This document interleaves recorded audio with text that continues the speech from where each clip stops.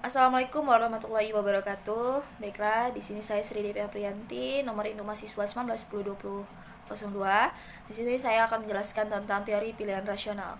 Teori pilihan rasional sering pula disebut sebagai teori tindakan rasional, memiliki kaitan awal dengan sosiologi Max Weber dan teori ekonomi.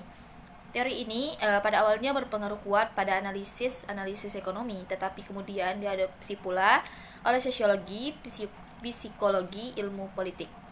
Perannya sebagai perekat teoritis dalam ilmu sosial, humaniora, filsafat, etnis, dan hukum. Teori pilihan rasional kadang juga disebut teori pilihan atau teori tindakan rasional adalah kerangka pemikiran untuk memahami, merancang model perilaku sosial dan ekonomi. Asumsi dasar teori pilihan rasional adalah sebuah perilaku sosial disebabkan oleh perilaku individu yang masing-masing membuat keputusan sendiri. Teori ini berfokus pada penentuan pilihan individualisme metodologis. Teori pilihan rasional juga berasumsi bahwa seorang memiliki preferensi di antara beberapa pilihan alternatif yang kemungkinan orang tersebut dinyatakan pilihan yang diinginkannya. Referensi tersebut dianggap lengkap. Orang tersebut selalu dapat menentukan alternatif yang mereka inginkan atau tak ada alternatif yang diinginkan. Dan transitif.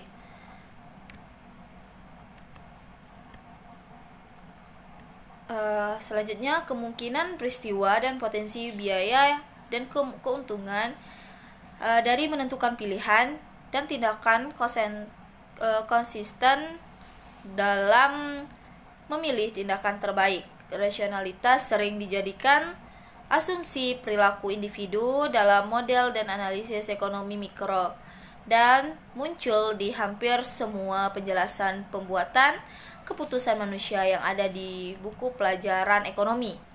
Rasionalitas juga sering penting bagi ilmu politik modern, sosiologi, dan filsafat.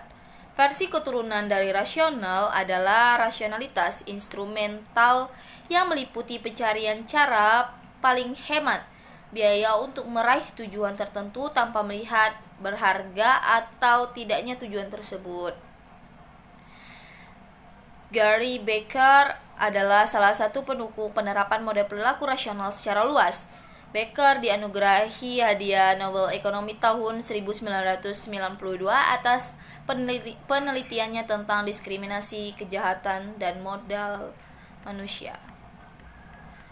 Berikutnya ada Coleman tidak ragu untuk berargumen bahwa pendekatan itu beroperasi dari suatu dasar di dalam individualisme metodis dan penggunaan teori pilihan rasional sebagai dasar level mikro untuk menjelaskan fenomena-fenomena level makro. Bahkan yang lebih menarik ialah apa yang dirasakan pendekatan Coleman tidak menyenangkan.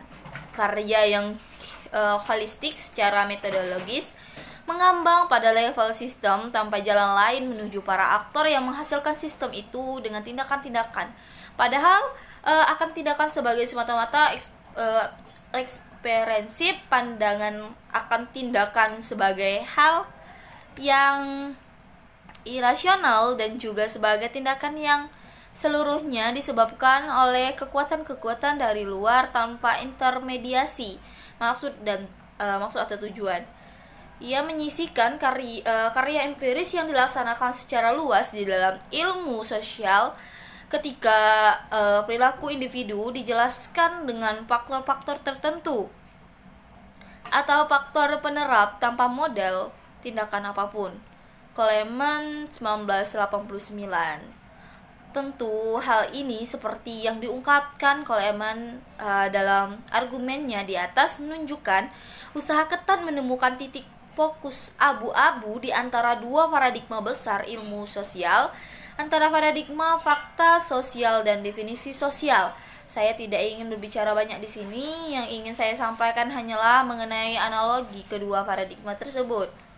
Menampakkan perlunya paradigma baru yang mampu menaungi kedua paradigma tersebut. Bukan tidak mungkin permasalahan ini untuk kita atasi bersama karena terlalu lama sarjana sejarah ilmu sosial dan dilematisir oleh kedua kutub paradigma tersebut.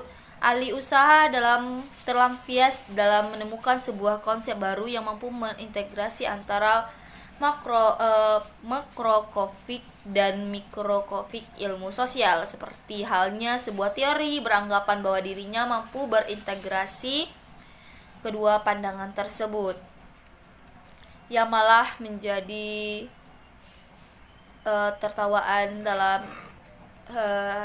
dalam disiplin ilmu sosial. Baiklah, hanya itu saja yang bisa saya sampaikan. Saya akhiri dengan wabillahi taufiq wal hidayah. Wassalamualaikum warahmatullahi wabarakatuh.